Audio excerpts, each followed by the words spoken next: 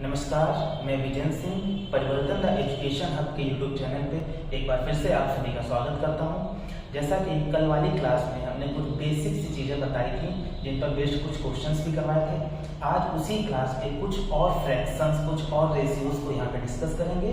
उससे रिलेटेड कुछ क्वेश्चन जो कि एग्जाम्स में आते रहते हैं, तो देखते हैं किस टाइप के फ्रैक्शंस हैं। अगर आपने इन फ्रैक्शंस को याद कर लिया तो आपसे नेक्स्ट क्वेश्चंस बहुत ही आसानी से हो जाएंगे, जो कि यहाँ पे भी प्रैक्टिस करवाएंगे।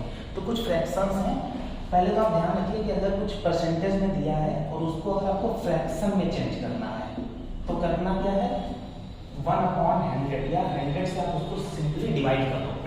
जैसे कि यहाँ पर अगर आपका दिया है 5%, तो इसको फ्रैक्शन में बदलना है तो 5/100 कर दिया और टोटल आंसर आ जाएगा 1/20। 5 से आप डिवाइड करेंगे। ये तो बात हो गई परसेंटेज से फ्रैक्शन में किसी चीज को कन्वर्ट करने की।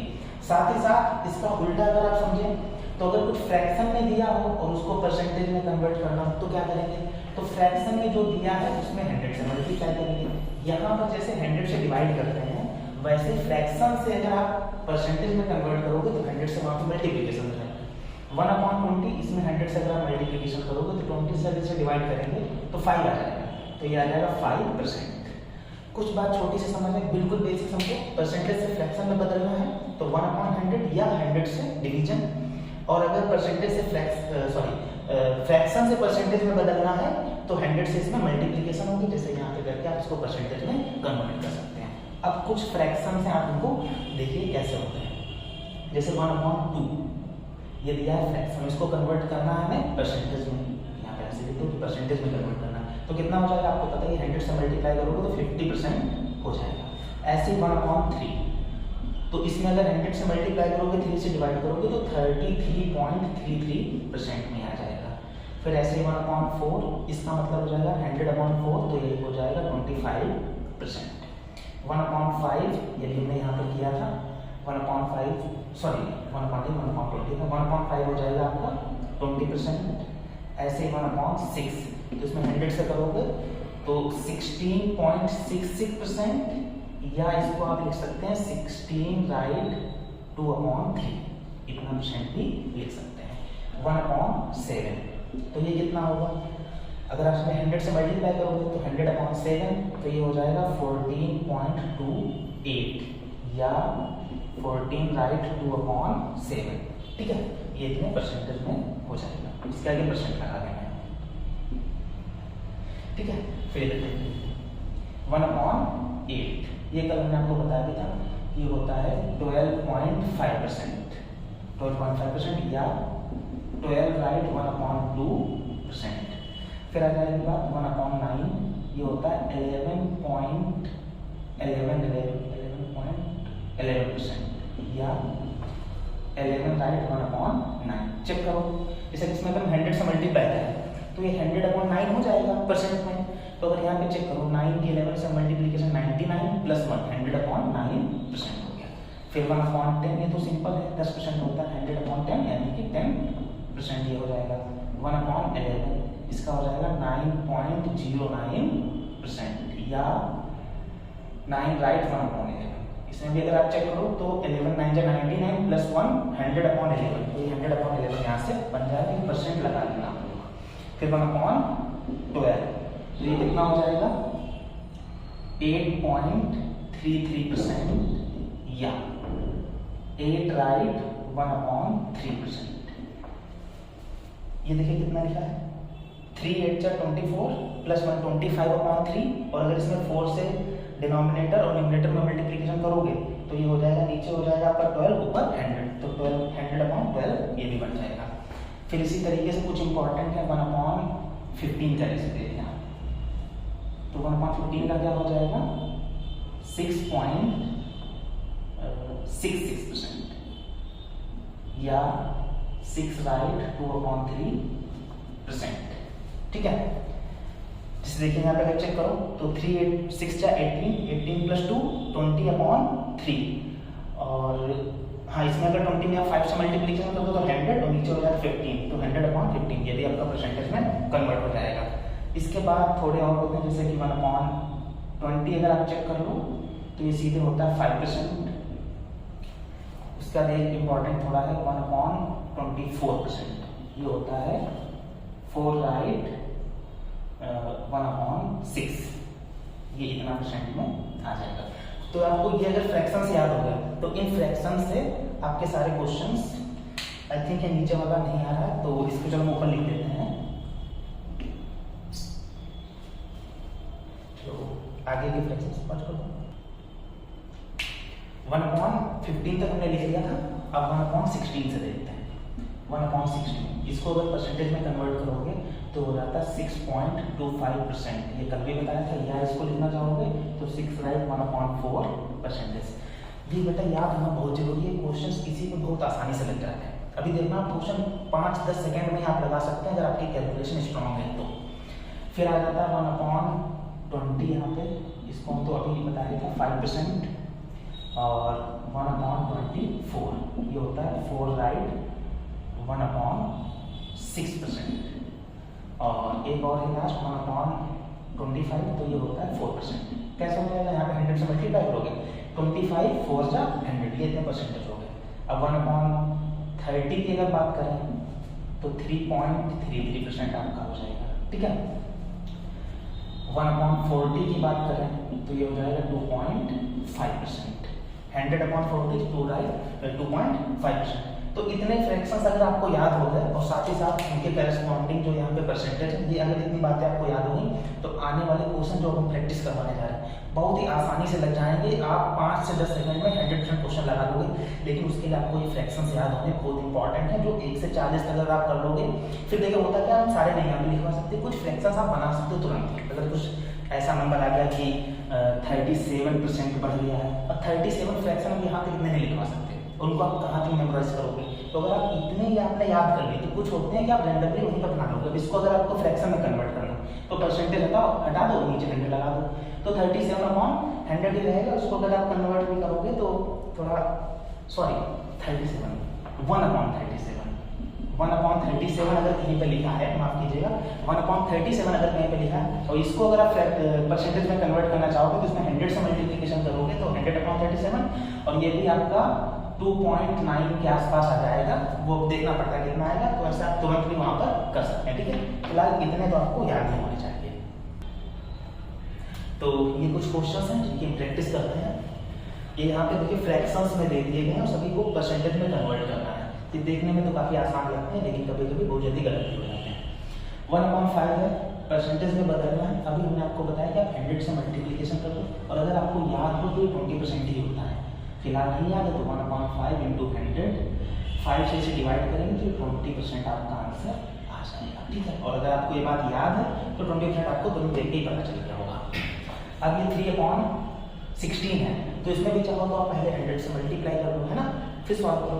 लेकिन अगर आपको याद हो, देखो इसको हम लोग कैसे लिख सकते हैं, 3/16 को लिख सकते हैं 3 × 1/16, 3 × 3/16, वही बात लिखी है ना। फिर आपको पता होना चाहिए कि 1/16 की वैल्यू कितनी होती है, 6.25। 1/16 की वैल्यू भी आप चेक करिए जाके, तो वहाँ पे होती है 6.25, और 3 में अगर आप 6.25 से मल्टीप्लाई कर लें, 3 से 18 और 0.75, ये आपका आ जाएगा परसेंटेज में। समझ आ रही बात। 1/16 की वैल्यू होती है 6.25%। ये हमने अभी आपको पिछले फ्रैक्शंस लिखवाए थे उसमें बताया था। अब अगर आप 3/16 3 × 1/16 कर लोगे, 1/16 की वैल्यू होती है 6.25, तो 6.25 की मल्टीप्लिकेशन हो जाएगी 3 से, और हम मल्टीप्लाई करोगे 18.75 आ जाएगा परसेंटेज। ये थोड़ा और भी आसानी से लग जाएगा, है ना। वैसे आप यहाँ पे 100 से मल्टीप्लाई करके भी करेंगे तब यही आंसर आपका आएगा। नेक्स्ट क्वेश्चन जैसे देखिए 3/11, इसको भी कोशिश करो इसी तरीके से लिखने की, है ना। तो जैसे 3/11 है तो इसको लिख लेंगे 3 × 1/11, है ना। और 1/11 की वैल्यू होती है 9.09, तो 1/11 की वैल्यू होती है 9.09%, ये भी मैंने लिखवाया था। तो 3 × इससे मल्टीप्लाई 9.09, तो 3 9 जा 27 और 0.39 27, तो 27 ये रह जाएगा, यानी कि 27.27। अब ऐसे अगर आप ध्यान से समझिए 3/11 लिखा है, ठीक है। आप कोई बोलते 4/11 बताओ, तो 4/11 में आप क्या करोगे, 4 × अब आपको तुरंत माइंड में, आपके सबकॉन्शियस माइंड में चलते रहना चाहिए कि 4 इंटू 1/11, और 1/11 की वैल्यू होती है 9.09, तो इसमें 9.09 से डायरेक्ट मल्टीप्लीकेशन, 9 4 जा 36, 9 4 जा 36, यानी कि 36.36, ये आपका इस तरीके से आंसर आ जाएगा। तो आप इस तरीके से कुछ भी लिखा हो तो आप बहुत ही आसानी से कर सकते हो अगर आपको ये वैल्यू याद है तो। फिर यहाँ पे आ जाता है नेक्स्ट क्वेश्चन 5/8। तो यहाँ पे अब आपको इतना पता चल जाना चाहिए कि यहाँ पे हम 100 से मल्टीप्लाई नहीं करेंगे, कर तो सकते हैं, वो भी लग जाएगा, आंसर सेम ही आएगा, लेकिन वहाँ पर भी 2 से 3 सेकंड आपका टाइम बच सकता है कि यहाँ पर आपको याद होना चाहिए कि 1/8 की वैल्यू होती है 12.5%।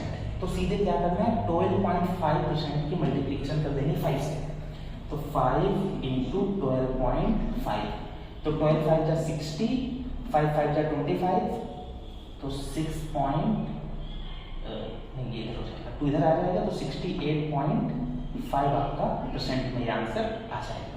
इसकी अगर मल्टीप्लीकेशन करोगे देखो 5 5 जा 25, 5 हो गया, क्या इक्वल टू 5 2 जा 10 और 2 कुछ गलत होगा, सॉरी यहाँ पे 62 होगा, 60 होता है ना, तो 12 5 जा 60, तो 12 5 जा 25, तो इधर ऐड हो जाएगा, 62.5% आपका आंसर आ जाएगा। अब जैसे दूसरा क्वेश्चन देखो, 5/8 था, आपने मान लो लिख दिया 3/8, ठीक है ना, तो 3/8, तो यहाँ पे 1/8 बनना है, और 1/8 की वैल्यू होती है 12.5%, है ना, तो 12.5 के मल्टीप्लीकेशन आएगी 3 से, 3 इंटू 12.5, तो 3 ये 3 12 का 36, और 3 5 का 15, ये इधर ऐड हो जाएगा 1, तो 37.5।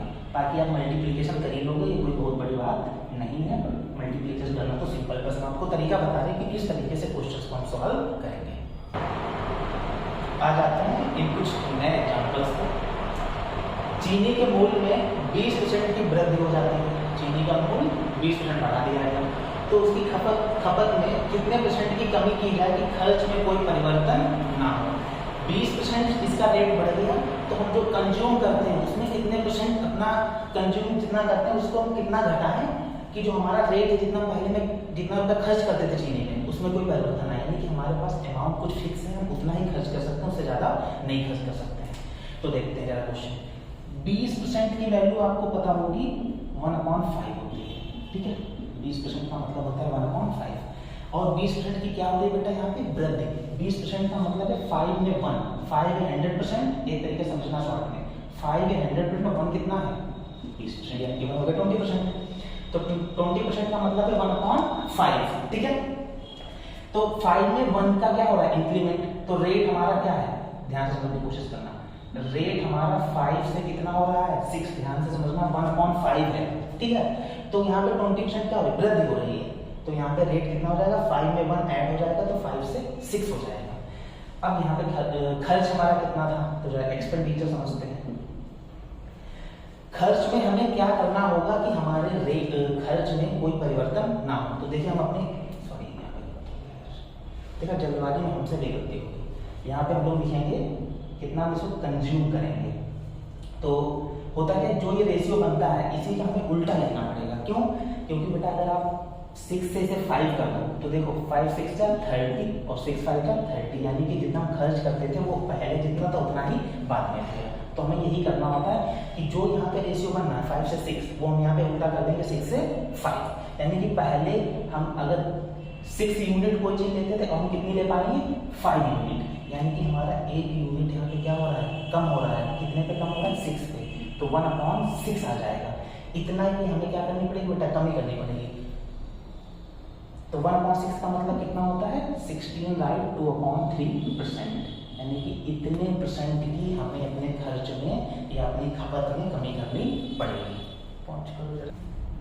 देखते हैं नेक्स्ट क्वेश्चन कि यहाँ लिखा तेल के मूल्य में 16/2/3% की कमी की जाती है, तो खपत में कितने प्रतिशत की वृद्धि की जाए कि खर्च में कोई परिवर्तन ना हो। और परिवर्तन से ध्यान आया, परिवर्तन द एजुकेशन हब हमारा चैनल है, इसे सभी लोग लाइक शेयर और सब्सक्राइब करें, ठीक है। अब क्वेश्चन देखते हैं 16/2/3, अगर आप यहाँ पर भी देखो तो 16/2/3 का मतलब कितना होता है 1/6, तो 16/2/3% का मतलब हो गया 1/6, लेकिन इसकी क्या हो रही है, यहाँ पे कमी हो रही है। यहाँ पे अगर आप थोड़ा ध्यान रखो, यहाँ पे 20% की बेटा वृद्धि हो रही थी, तो 1.5 का मतलब क्या हो, 5 में हमने 1 ऐड किया तो 5 से 6 हो गया।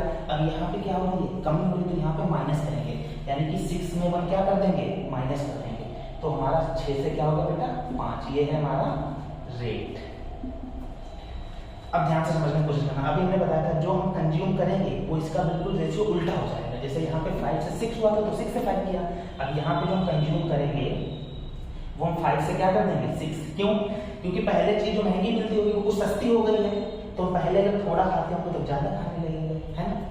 तो अगर आप मल्टीप्लिकेशन करके देखें तो 6 5 30 और 5 6 30, रेट में कोई भी डिफरेंस नहीं आ रहा है। तो ध्यान से समझना, पहले हम 5 यूनिट कंज्यूम करते थे, अब कितना कंज्यूम कर रहे हैं 6 यूनिट, यानी कि अगर यहाँ से देखो तो कितने यूनिट में वृद्धि हुई है, 1 यूनिट की वृद्धि हुई है, कितने पर 5 पर, तो 1/5, 1 यूनिट बढ़ा है कितने यूनिट पे, 5 यूनिट पे, तो 1/5 कितने परसेंटेज होता है, अगर यहाँ पे ध्यान दो तो 20% होता है, तो ये हो गया हमारा 20% आंसर, यानी कि वो जितना पहले कंज्यूम करता था या खपत हो रही थी उसमें 20% की अब वृद्धि हो जाएगी।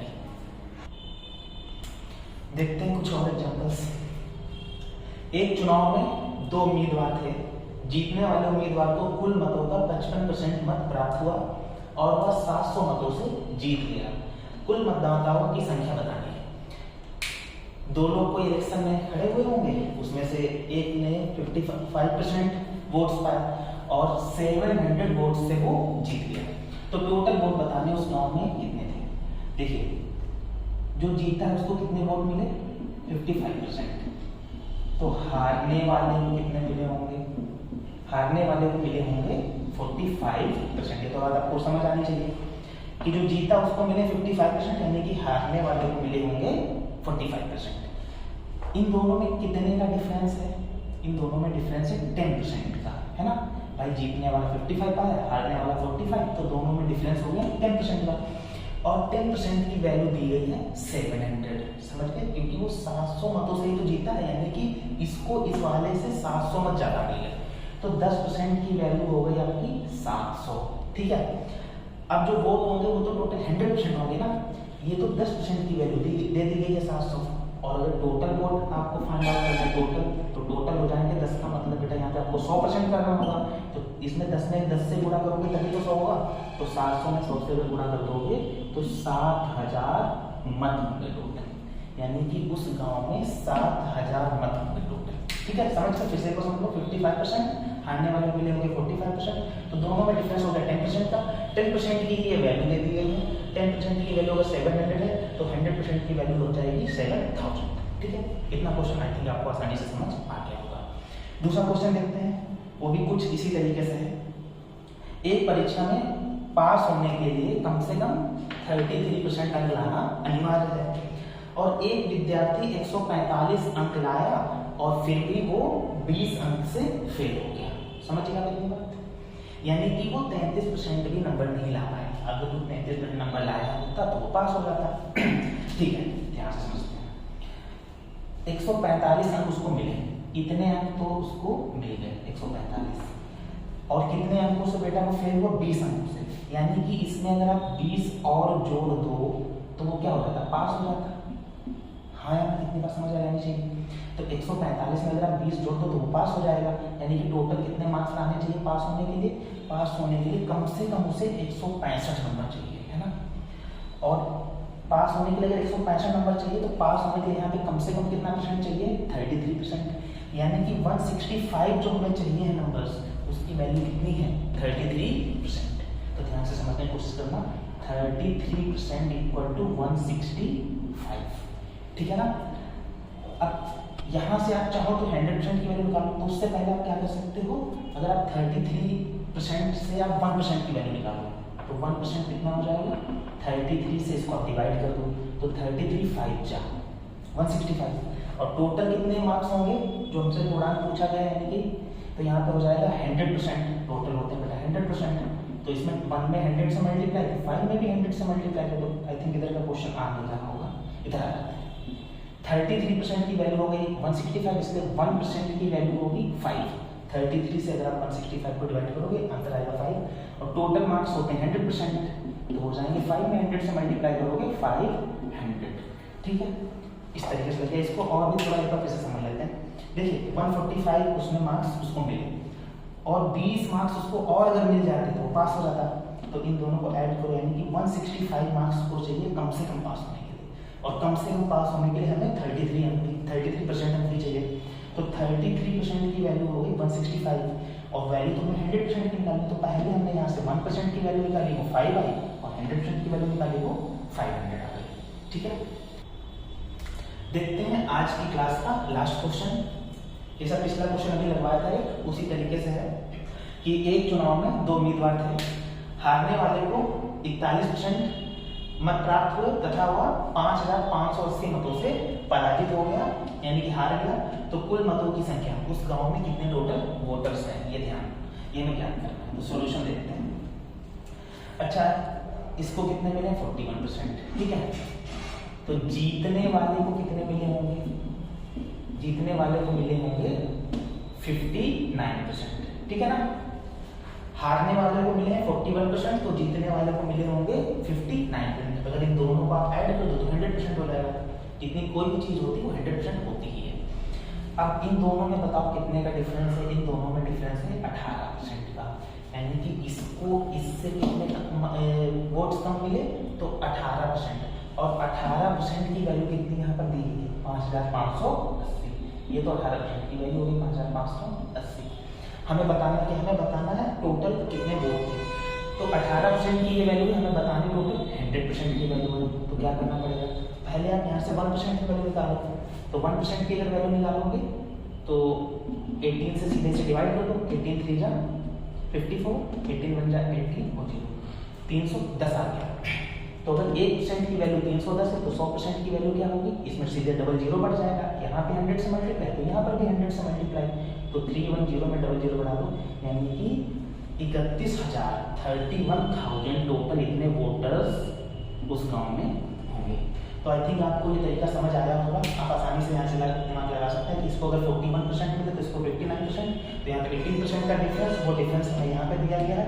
यहाँ से 1% की हमने वैल्यू निकाली, फिर हमने 100% की वैल्यू निकाली। तो ये कोई भी चीज़ होती है वो हमेशा 100% रहती है, ठीक है। तो आज की क्लास में इतना ही। उम्मीद करते हैं आपको क्लास अच्छी लगी होगी, और अगर आपको क्लास अच्छी लगी है तो सपोर्ट करने के लिए आप लाइक शेयर और सब्सक्राइब कर सकते हैं, जिससे हमें मोटिवेशन मिलता है और हम नई वीडियो डालने के लिए बहुत ही ज़्यादा मोटिवेटेड हो जाते हैं। तो मिलते हैं नेक्स्ट क्लास में, तब तक के लिए बाय बाय।